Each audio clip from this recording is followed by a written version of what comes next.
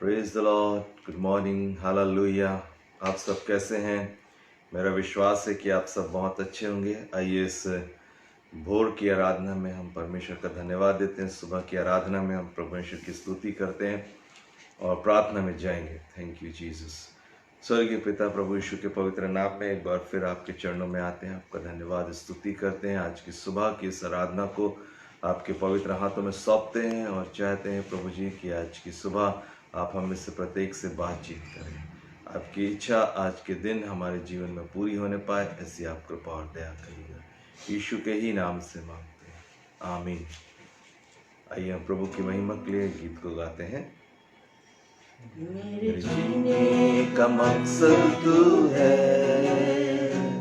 मेरे जीने का कारण तू है, मेरे जीने का मकसद तू है, मेरे जीने का कारण तू है। मैं जीऊं या मरूं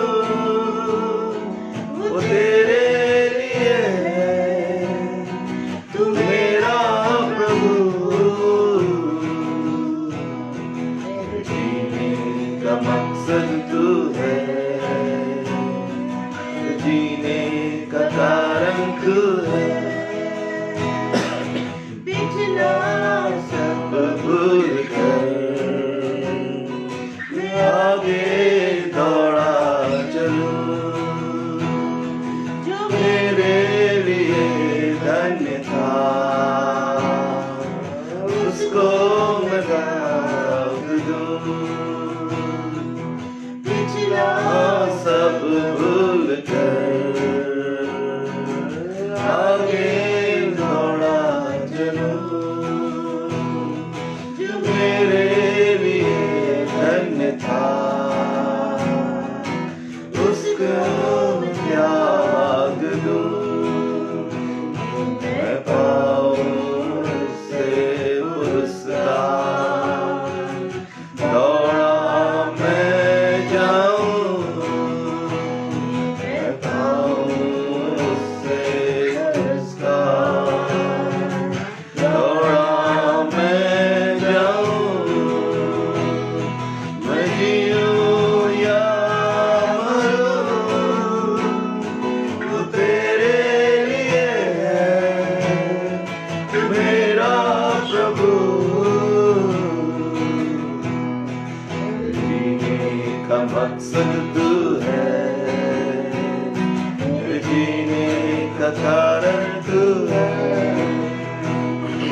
मुझ पर हुई है कृपा, न जाने दूं किसने मुझे है चुना, उसकी ओर मैं बढ़ूं। तेरी सलीब पर ही जा मैं जाऊं, मैं तेरी सलीब पर ही जा मैं जाऊं। यूं या मरूं वो तेरे लिए है, तू मेरा प्रभु। जीने का मकसद तू है, मेरे जीने का कारण तू है। हालेलुया। परमेश्वर का धन्यवाद। आज की सुबह एक बार फिर हम आप सबका स्वागत करते हैं इस सुबह की आराधना में, और हम धन्यवाद देते हैं परमेश्वर का कि बीते दिनों परमेश्वर ने हम सबको संभाला। और इन दिनों में जब हम परमेश्वर के वचन को सीख रहे हैं, और सचमुच में परमेश्वर हम में से प्रत्येक को आशीष दे रहा है, और मेरा ये विश्वास है। और आज हम एक और बात को, जो मनुष्य जीवन की एक समस्या है, उसके ऊपर में आज हम बातचीत करेंगे। और उस समस्या के विषय में यीशु मसीह ने भी अपने वचन के अंदर में बातचीत की है। और इसलिए आज हम देखेंगे मत्ती रचित सुसमाचार के 6वें अध्याय को। और मत्ती रचित सुसमाचार का जो 6वां अध्याय है, और 6वें अध्याय की अगर हम 25 पद से आगे को पढ़ते हैं तो यहाँ पर परमेश्वर का वचन हमें बताता है। जब हम मत्ती रचित सुसमाचार को पढ़ते हैं तो उसके प्रारंभिक 7 जो अध्याय हैं वो उन अध्यायों के अंदर में प्रभु यीशु मसीह ने उन तमाम बेसिक नींव की बातों के विषय में बातचीत की है जो मनुष्य जीवन की रोज़मर्रा की ज़िंदगी से संबंध रखते हैं और प्रतिदिन के जीवन को प्रभावित करने वाली बातों के विषय में प्रभु यीशु मसीह ने जो है अद्भुत शिक्षाएं यहाँ पर दी हैं। और इससे पहले हमने मत्ती 5 के ऊपर में भी शिक्षा पाई थी, लेकिन आज हम इस 6वें अध्याय की 25 पद से आगे को पढ़ रहे हैं और इसमें से हम देखेंगे कि आज परमेश्वर हमसे क्या कहना चाहता है। अगर हम बाइबल को पढ़ते हैं तो यहाँ लिखा हुआ है मत्ती और उसका 6वां अध्याय उसकी 25 पद में लिखा है, इसलिए मैं तुमसे कहता हूँ कि अपने प्राण के लिए यह चिंता ना करना कि हम क्या खाएंगे क्या पिएंगे, और ना अपने शरीर के लिए कि क्या पहनेंगे। क्या प्राण भोजन से और शरीर वस्त्र से बढ़कर नहीं?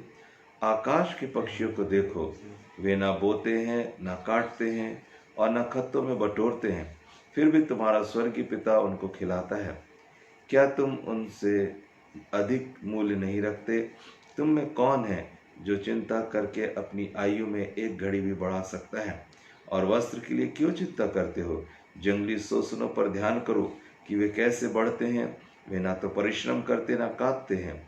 तो भी मैं तुमसे कहता हूँ कि सुलेमान भी अपने सारे वैभव में उनसे किसी के समान वस्त्र पहने हुए ना था। इसलिए जब परमेश्वर मैदान की घास को जो आज है और कल भाड़ में झोंकी जाएगी ऐसा वस्त्र पहनाता है, तो हे अल्पविश्वासियों, तुमको वह इनसे बढ़कर क्यों ना पहनाएगा। इसलिए तुम चिंता करके यह ना कहना कि हम क्या खाएंगे या क्या पिएंगे या क्या पहनेंगे, क्योंकि अन्य जातियां इन सब वस्तुओं की खोज में रहते हैं, पर तुम्हारा स्वर्गीय पिता जानता है कि तुम्हें इन सब वस्तुओं की आवश्यकता है। इसलिए पहले तुम परमेश्वर के राज्य और उसके धर्म की खोज करो, तो ये सब वस्तुएं भी तुम्हें मिल जाएंगी।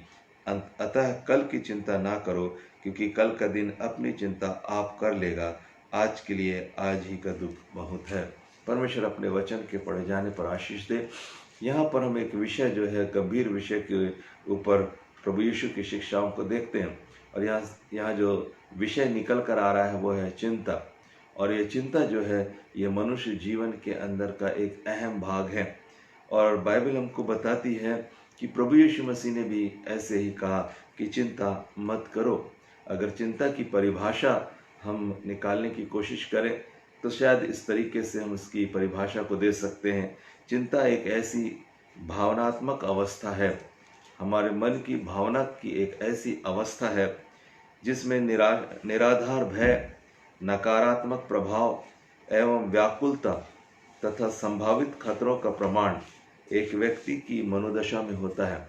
एक व्यक्ति के मन के अंदर में उठने वाली वह दशा जहाँ पर वो तमाम प्रकार के निराधार भय को और नकारात्मक प्रभाव को और व्याकुलता को और उन व्याकुलताओं को प्राप्त करके एक अज्ञात प्रकार का संभावित खतरा या संभावित बातों को जो उसकी मनोअवस्था के अंदर में पाई जाती है, उसके मन के अंदर पाई जाती है, उससे वो ग्रसित हो जाता है और उसका परिणाम जो है उसके परिणाम स्वरूप क्या होता है, तनाव या गंभीर परिस्थितियों को अपने जीवन पर महसूस करता है। यह एक मानवीय स्वभाव है जिसके प्रभाव में समस्त मानव प्राणी प्रभावित होते हैं। ये एक ऐसा प्रभाव है जो मानव मस्तिष्क के ऊपर में गहरी रीति से पड़ता है और इसलिए लोग जो है चिंता में फंसे रहते हैं और इस कारण से वे कई बार विश्वास भी नहीं कर पाते और कई बार विश्वास से मुकर भी जाते हैं और कई बार बीमारियों के वश में भी पड़ जाते हैं। और अगर आप मनोवैज्ञानिक तरीके से चिंता का अध्ययन करें तो मनोवैज्ञानिक जो डॉक्टर्स हैं और मनोवैज्ञानिक जो लोग हैं जो इस बात पर रिसर्च करते हैं वो इस बात को बताते हैं कि अगर एक व्यक्ति चिंता से ग्रसित है तो वो न केवल मानसिक रीति से पीड़ित होता है परंतु वह शारीरिक पीड़ा का भी अनुभव करता है और शारीरिक पीड़ाओं के साथ साथ वो कई बार कई गंभीर दुर्बलताओं में और बीमारियों से भी ग्रसित हो जाता है। और ये चिंता जो है एक भयावह बात है और परमेश्वर इस बात को अच्छी रीति से जानते हैं क्योंकि ये मनुष्य के अंदर का स्वभाव है। और अक्सर मनुष्य जो है भविष्य की चिंता में फंसा रहता है और भविष्य की चिंताओं में अपने जीवन को वो गंवा देता है। और इसके कारण से बहुत सारे लोग मानसिक रीति से भी पीड़ित हो जाते हैं और शारीरिक रीति से भी पीड़ित हो जाते हैं। और ये वो मनोभावना होती है जिससे निकलना बड़ा कठिन होता है। एक व्यक्ति बहुत ही कठिनाई से इन तमाम चिंताओं से मुक्त हो सकता है।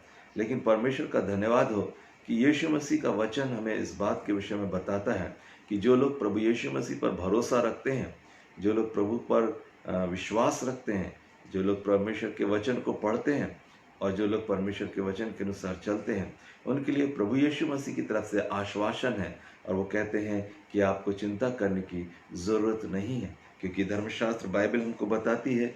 जब हम पहला पतरस 5वें अध्याय की 7 पद को पढ़ते हैं तो यहाँ पर पतरस ने इस बात को अनुभव किया, जो यीशु मसीह के साथ 3.5 साल रहकर सेवकाई किया, उनकी जीवन शैली को उन्होंने देखा।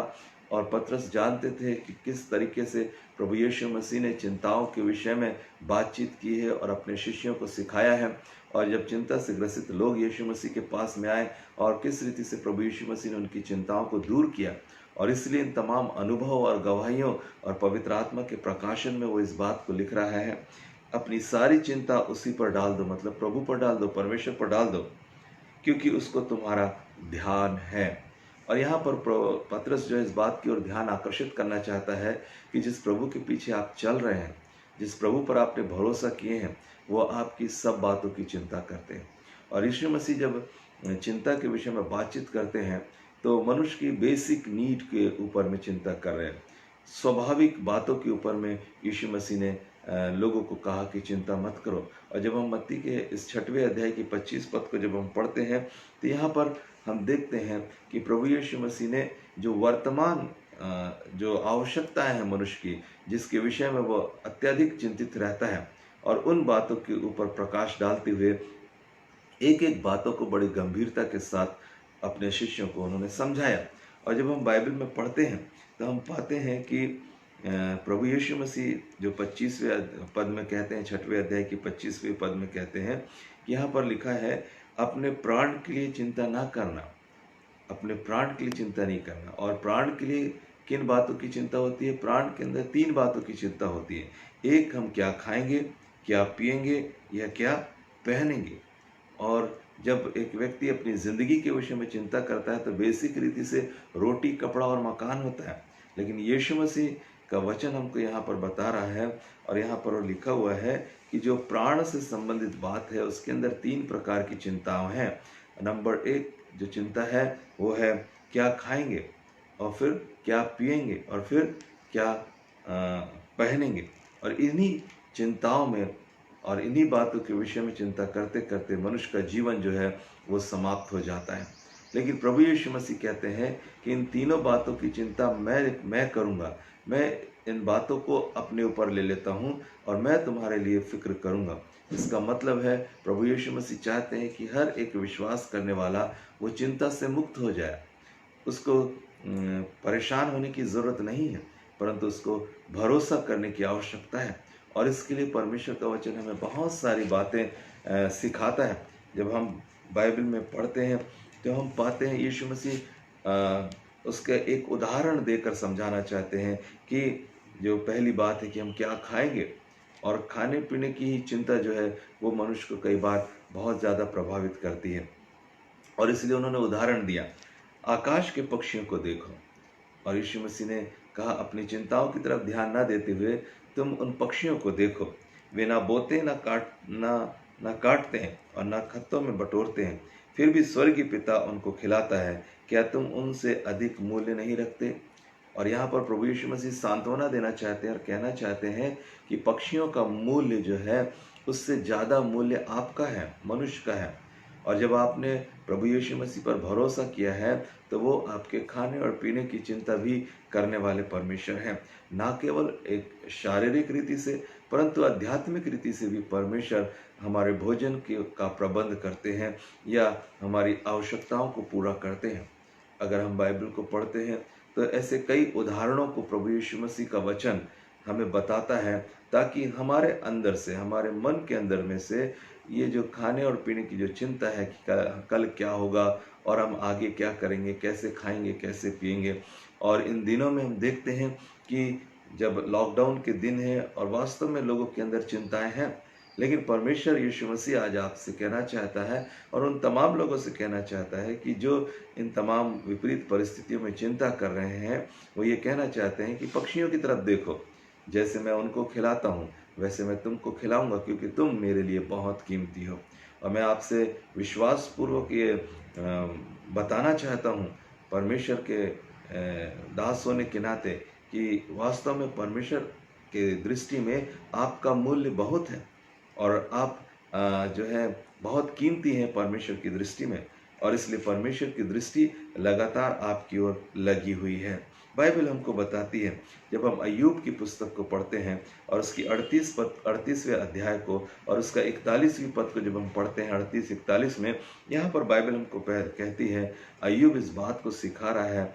और अय्यूब की पुस्तक में परमेश्वर क्या करते हैं, इस बात के विषय में बहुत सारी बातें लिखी हैं। तो यहाँ लिखा है, फिर जब कौओं के बच्चे परमेश्वर की दुहाई देते हुए निराहार उड़ते फिरते हैं, तब उनको आहार कौन देता है।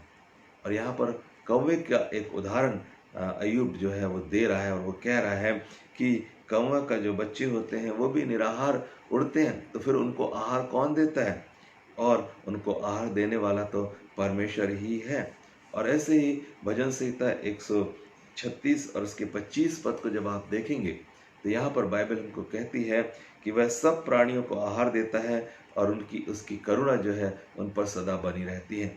तो खाने पीने की कोई चिंता करने की आवश्यकता नहीं है जब हम भरोसा करते हैं प्रभु के ऊपर में। और इसके लिए बहुत सारे रेफरेंसेस मेरे पास में जो मैं आपको आज दूंगा। पहला, जब आप पढ़ेंगे भजन संहिता 147 अध्याय उसकी 9 पद में, तब यहाँ पर भी दाऊद इस बात को प्रकट करता है कि वह पशुओं और कौओं के बच्चों को जो पुकारते हैं आहार देता है। जब वो पशुओं की चिंता करता है, तो क्या वो मनुष्य की चिंता ना करेगा। बाइबल बताती है, भजन संहिता 145 अध्याय और उसकी 15 पद को जब आप पढ़ते हैं, तो यहाँ पर लिखा है, सबों की आंखें तेरी ओर लगी रहती हैं, तू उनको आहार समय पर देता है। और ये खूबसूरत बात परमेश्वर का वचन आश्वासन देता है कि वो समय पर हमको आहार देने वाला परमेश्वर है। वो हमारी आवश्यकताओं को समय पर पूरा करने वाला है। और कई बार हम समय का इंतज़ार नहीं करने के कारण से हम चिंता में फंस जाते हैं, और हमारा क्या होगा और हम क्या खाएंगे और क्या पिएंगे। लेकिन परमेश्वर ठीक समय पर सारे कामों को करना जानता है। जब बाइबल को हम पढ़ते हैं, जब परमेश्वर ने मनुष्य को बनाया, तो मनुष्य को बनाते समय भी की चिंता किया कि अगर मैं मनुष्य को इस सृष्टि में बना के रख दूंगा, तो आखिर वो क्या खाएगा और क्या पिएगा, कैसे वो सरवाइव करेगा।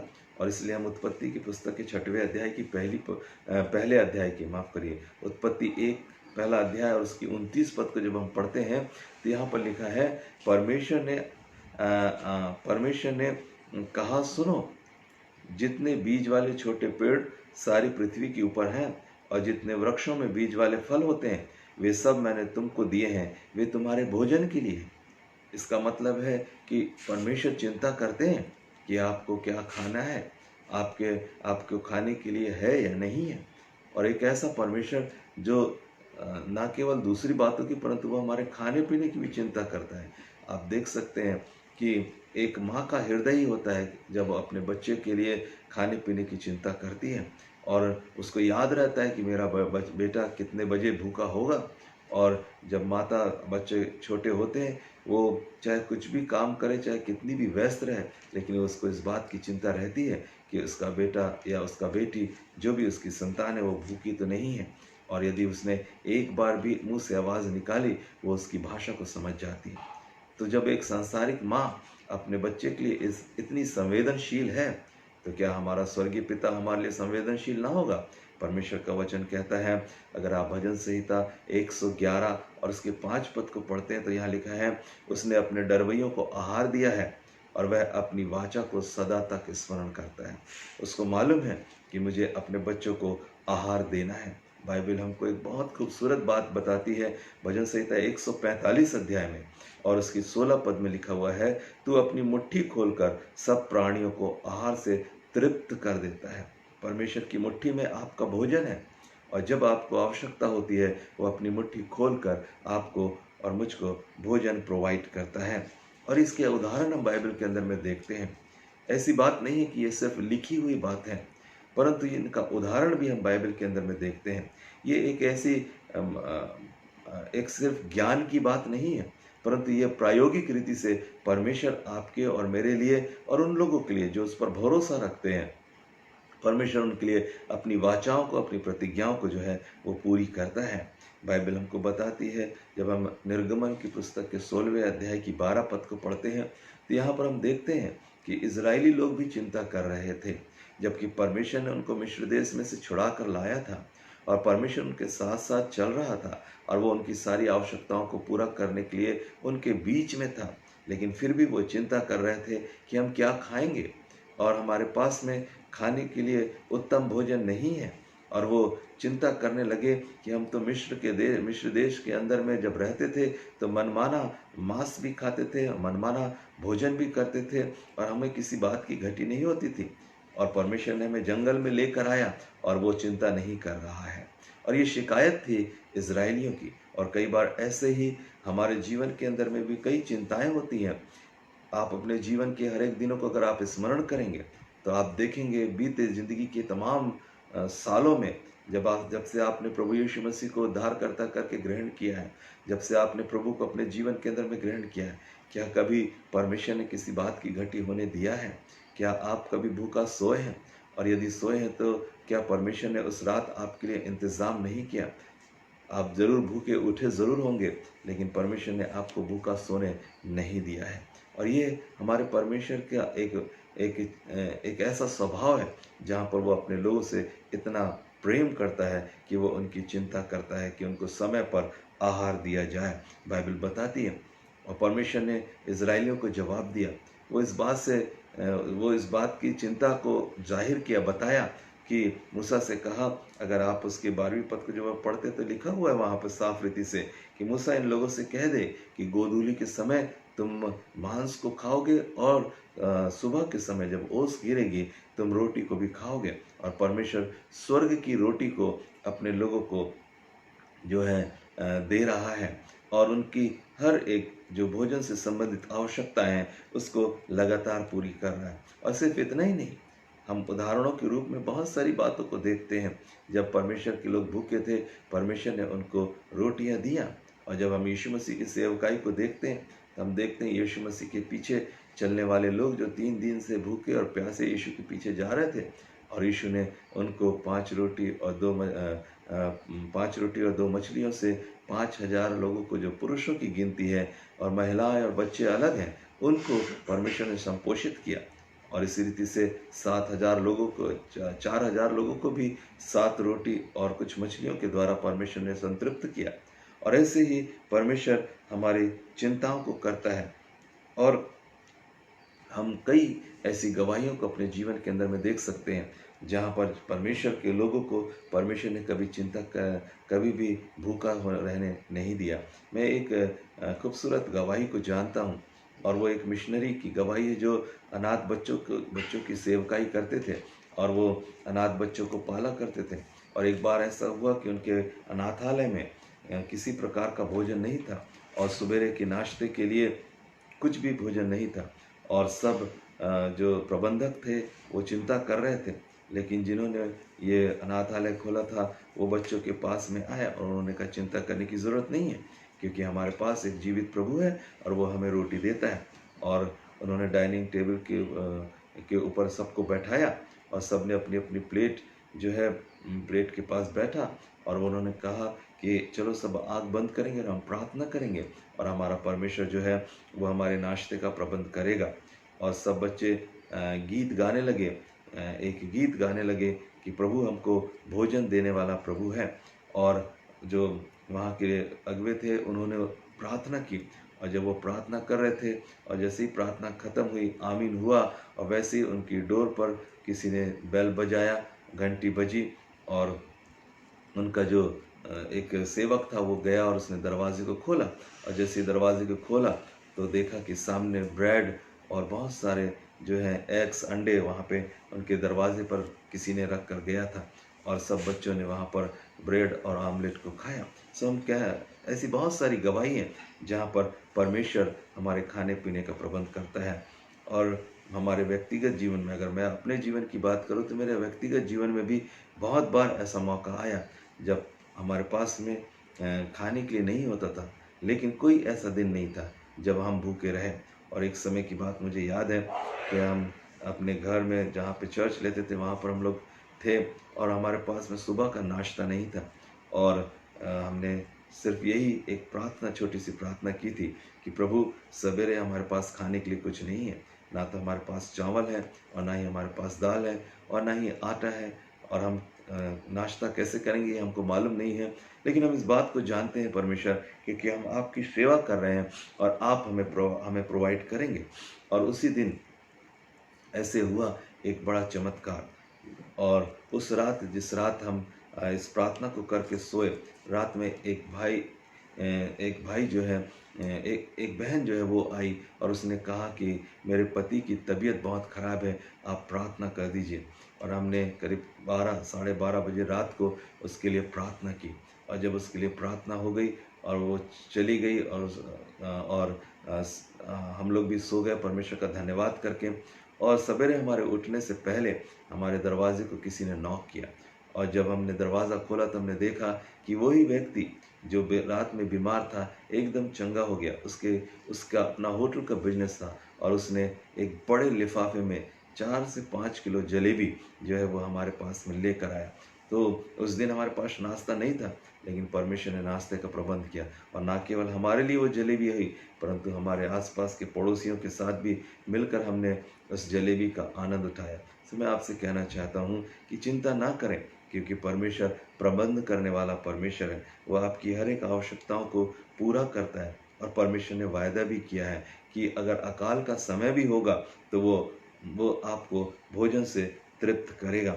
और जब आप अपनी चिंता को प्रभु यीशु मसीह पर डाल देते हैं तो प्रभु कहता है, आज अपनी चिंताओं को मुझ पर डाल दो, क्योंकि मुझे तुम्हारा ध्यान है। और परमेश्वर पर भरोसा रखो, और ऐसे बहुत बार परमेश्वर ने आवश्यकताओं को पूरा करता है। और आज आपके इस लॉकडाउन के समय में आपके घरों में भी, आपके किचन और स्टोर्स में शायद कुछ कमी होगी, लेकिन आप याद रखें, इन दिनों में परमेश्वर अद्भुत चमत्कार कर रहे हैं।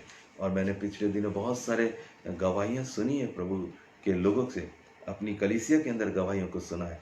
जब मैं लोगों से बातचीत कर रहा था तो लोगों ने बताया कि कितने बार उन्होंने इस लॉकडाउन के समय में जो अनाज खरीद के रखा है, वो अनाज अभी उनके घर में चल रहा है, और उसको परमेश्वर ने आशीषित किया है, और वो दूसरों को बांटने के लायक बन गए हैं। और उनके किचन और स्टोर्स के ऊपर में परमेश्वर की बड़ी ब्लेसिंग है, और उनकी कुप्पियों का तेल खत्म नहीं हो रहा है, उनके आटे के डब्बों का आटा खत्म नहीं हो रहा है, उनके चावल की बोरियों का चावल खत्म नहीं हो रहा है, और वो लगातार परमेश्वर उनको आशीष दे रहा है। मैं अपने परिवार की भी गवाही दे सकता हूँ। जब मैंने पहली बार इस लॉकडाउन की शुरुआत में, जब हमने अपने किचन और स्टोर्स के लिए प्रार्थना किए थे, आज भी हमारे किचन में किसी बात की घटी कभी नहीं होती। इससे पहले कि कुछ कम हो, परमेश्वर उसको भर रहा है। और इन दिनों में हम परमेश्वर से अलौकिक अलौकिक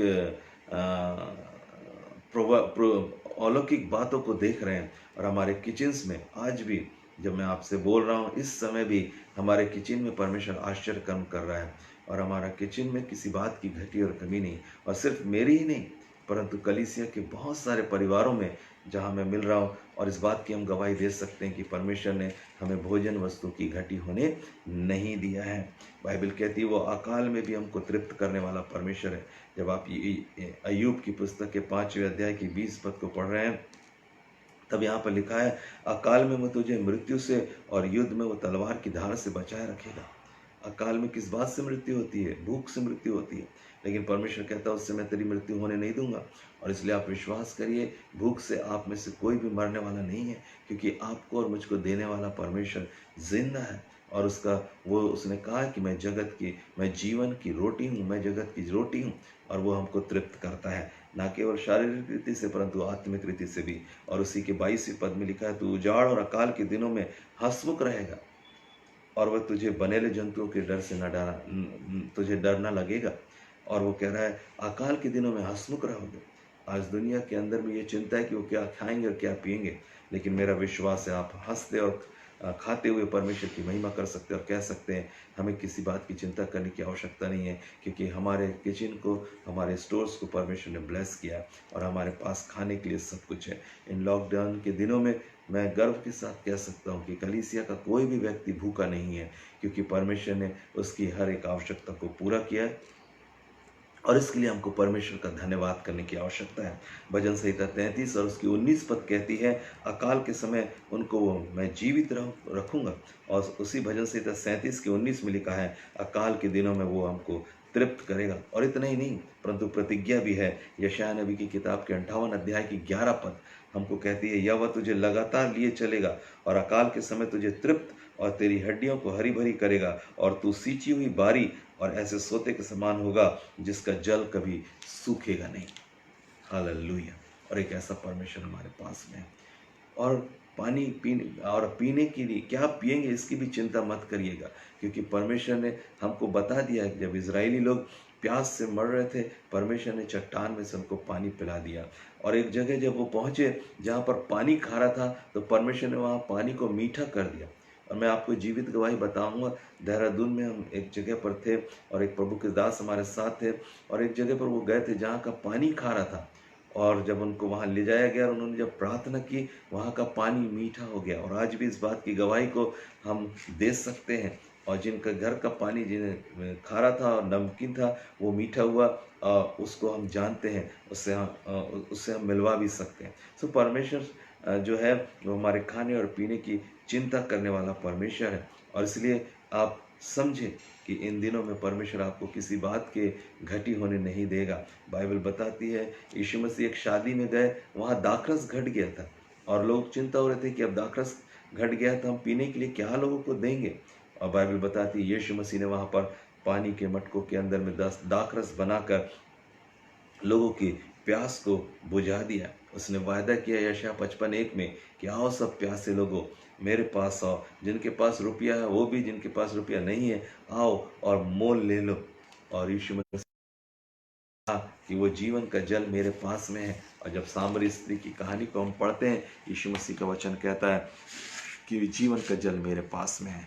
और इसलिए आप गर्व करें और आप परमेश्वर को धन्यवाद दें कि आपके पास एक जीवित परमेश्वर है जो आपके खाने और पीने की भी चिंता करता है और वो आपकी हर एक आवश्यकताओं को पूरा करने के लिए आपके साथ में है। और इसलिए किसी बात की चिंता ना करें। शाम को हम और भी कुछ बातों को देखेंगे, इसके आगे और कौन कौन सी बात के लिए चिंता नहीं करने के लिए परमेश्वर ने बोला है, शाम की सभा में हम देखेंगे। और हम शाम को प्रार्थना भी करेंगे कि परमेश्वर आप में से जितने लोग चिंता में ग्रसित हैं या आपके घरों में अगर कोई कमी और घटी है, तो आज एक बार फिर हम चाहेंगे कि परमेश्वर की सामर्थ आपके परिवारों के अंदर में आए और आपके परिवारों के अंदर में परमेश्वर जो है आपको अद्भुत रीति से पूरा करेगा। और यदि हम आज्ञाकारी होकर उसकी मानेंगे तो इस देश के उत्तम उत्तम पदार्थ खाओगे। और यदि तुम न मानो और बलवा करो तो तलवार से मारे जाओगे। यहोवा का यही वचन है। और यशायाह नबी की किताब के पहले अध्याय के 19 पद को परमेश्वर वायदा करता है कि तुम मेरी बात मानोगे तो मैं तुमको अन्य का आधार को तुमसे दूर नहीं करूंगा, परंतु तुमको अन्य दूंगा। तो इसलिए मेरे प्रियो, मैं आपको प्रोत्साहित करना चाहता हूँ कि आप चिंता ना करें। परमेश्वर आपकी चिंता करने वाला परमेश्वर है। शाम की सभा में इसके आगे और भी बातों को देखेंगे, लेकिन इस समय हम प्रार्थना करेंगे ताकि परमेश्वर आपके खाने पीने की जो चिंता है उसको दूर करें। और यदि कोई ऐसा है जिसको खाने की घटी है या किसी के घर में भोजन नहीं है, आप विश्वास करें परमेश्वर आपके लिए प्रबंध करने वाला परमेश्वर है। और हम प्रार्थना करने जा रहे हैं ताकि परमेश्वर आपके भोजन की हर एक आवश्यकताओं को पूरा करे। और सिर्फ आपकी ही नहीं, परंतु आपके आसपास जितने लोग हैं उनकी भी आवश्यकता को आप पूरा करें। और जब आप एक विश्वासी हैं तो आप ये बात की भी चिंता करें कि आपके घर के आसपास कोई भूखा ना रहे, क्योंकि परमेश्वर ने आपको बहुत आयत से दिया है। और इसलिए आप भी उन लोगों की मदद करें जो लोग भूखे और प्यासे हैं। और सचमुच में यही तो वो परमेश्वर का काम है। यीशु मसीह ने कहा, जब मैं भूखा था तुमने मुझे खाने को दिया। और ये वो बात है जिसको एक मसीह विश्वासी को समझने की आवश्यकता है। जब परमेश्वर ने आपको दिया है तो आप दूसरों की भी चिंता करके अपनी आशीष को बांट सकते हैं। और परमेश्वर का वचन कहता है कि हम देने वाले हैं। परमेश्वर का वचन हमें सिखाता है कि हमको देने वाला बनना है। और यदि कोई भूखा आप देखें, आप ज़रूर उसकी सुधि लें, क्योंकि परमेश्वर ने आपकी सुधि लिया है। और यदि आप ये सोचते हैं कि आप योग्य नहीं हैं, तो मैं प्रार्थना करना चाहता हूँ कि आप योग्य हो जाएं कि परमेश्वर आपको दे सके। तो परमेश्वर इस वचन के द्वारा हमें प्रोत्साहित करे और अनुग्रह दे कि हम भी अपने परमेश्वर के ईश्वरीय स्वभाव में बदलते चले जाएं और अब किसी भी बात की चिंता ना करें, परंतु परमेश्वर को आपकी चिंता है, वो आपकी चिंता करेगा। प्रभु हमें आशीष दे। प्रार्थना करते हैं। स्वर्गीय पिता, प्रभु यीशु के पवित्र नाम में आपके चरणों में आते हैं राजा, और आपका धन्यवाद और आपकी स्तुति और आपकी बड़ाई और आपकी प्रशंसा करते हैं। प्रभु हम बहुत धन्यवाद देते हैं, हम अपने जीवन के लिए भी धन्यवाद देते हैं परमेश्वर पिता। जब कुछ नहीं था तब भी आपने हमारी मदद की, और जब आज सब कुछ है तब भी आप हमारे साथ में हैं प्रभु जी। और आने वाले दिनों में भी हर समय प्रभु, चाहे अकाल के दिन होंगे, चाहे तकलीफ के दिन होंगे, लेकिन हम धन्यवाद देते हैं कि आप हमें भूखे नहीं रहने देंगे और आप हमें प्यास से नहीं रहने देंगे। ये आपका वायदा है। और हम धन्यवाद देते हैं कलीसिया की उन तमाम गवाहियों के लिए प्रभु, जिन्होंने ये गवाही दी कि उनके किचन्स को आपने ब्लेस किया है, उनके रसोइयों को प्रभु आपने आशीषित किया, और उनके घर में किसी भली वस्तु की घटी और कमी नहीं है। सचमुच में प्रभु जी, हम यही प्रार्थना करना चाहते हैं कि आपके लोग पूरी रीति से आप पर भरोसा करने वाले हो सके। और प्रभु आज एक बार फिर हम प्रार्थना करते हैं प्रभु कि आप हर एक के खाने पीने की वस्तुओं को आशीषित करें प्रभु जी। जो भी उनके घरों में कमी है प्रभु जी, मैं प्रार्थना करना चाहता हूँ, मैं आत्मा में अपने हाथों को बढ़ाता हूँ प्रभु जी, और उनके प्रभु जी जहाँ ये चावल रखते हैं, जहाँ ये आटा रखते हैं, जहाँ ये तेल रखते हैं, जहाँ ये शक्कर रखते हैं, जहाँ पर ये खाने की चीज़ें रखते हैं, उन सब चीज़ों पर मैं हाथ बढ़ाता हूँ प्रभु जी। और मैं प्रार्थना करता हूँ कि आत्मा में आपका हाथ उन तमाम स्थानों पर आ जाए जहाँ इनके भोजन वस्तुएं रखी हुई हैं, और वो यीशु मसीह के नाम में आशीषित हो जाए, in the name of Jesus lord. प्रभु जैसे आपने के घर के प्रभु जी आटे को, मैदे को घटने नहीं दिया, आटे को घटने नहीं दिया, और कुप्पी के तेल को कभी घटने नहीं दिया प्रभु जी। और अकाल के संपूर्ण दिनों में उन उन उन स्टोर्स को आपने ब्लेस किया। ऐसे ही प्रभु जी हम प्रार्थना करते हैं, जब तक लोगों के पास में पर्याप्त धन ना आ जाए, तब तक इनके घर का कोई भी खाने की चीज़ की घटी ना होने पाए, और वे सब अच्छे से अच्छा भोजन करने पाए प्रभु जी। और इन दिनों में वो प्रभु जी अच्छा अच्छा भोजन खाने पाए पिता परमेश्वर, जिससे वो गवाही दे सकें कि सामान्य दिनों में हमने इतना अच्छा भोजन नहीं किया जितना अच्छा भोजन हमने इन दिनों में किया, जब हम कमी और घटी में थे, और परमेश्वर की सामर्थ को हमने अपने भोजन के ऊपर में, अपने खाने पीने की चीज़ों के ऊपर में देखा है। इस बात की गवाही को लोग देने पाए, ऐसे आप कृपा और दया करिए। बहुत धन्यवाद प्रभु जी। सारी महिमा आदर और सम्मान आपको देते हुए प्रार्थना करते हैं प्रभु जी, हर एक को आप बहुत ऐसे आशीष दें। और हम धन्यवाद देते हैं कि आप जैसे परमेश्वर हमारे पास में हैं, जो अपने लोगों की चिंता करते हैं। धन्यवाद प्रभु प्रार्थना सुनने के लिए, यीशु मसीह के नाम से मांगते हैं, आमीन। आइए हम प्रभु की सिखाई हुई प्रार्थना को बोलेंगे। हे हमारे पिता, आप जो स्वर्ग में हैं, आपका नाम पवित्र माना जाए, आपका राज आए, आपकी इच्छा जैसे स्वर्ग में पूरी होती है वैसे इस पृथ्वी पर भी पूरी हो। हमारे दिन भर की रोटी आज हमें दे, और जैसे हमने अपने अपराधियों को क्षमा किया वैसे हमारे अपराधों को क्षमा करें। हमें परीक्षा में न लाए, परंतु बुराई से बचाए, क्योंकि राज्य, पराक्रम और महिमा सदा आपके, आमीन। अब हमारे पिता परमेश्वर का प्यार, प्रभु यीशु मसीह का अनुग्रह, पवित्र आत्मा की संगति और सहभागिता हमें से प्रत्येक के साथ आज से लेकर हमेशा तक होती रहे, आमीन आमीन आमीन। परमेश्वर आपको आशीष दे।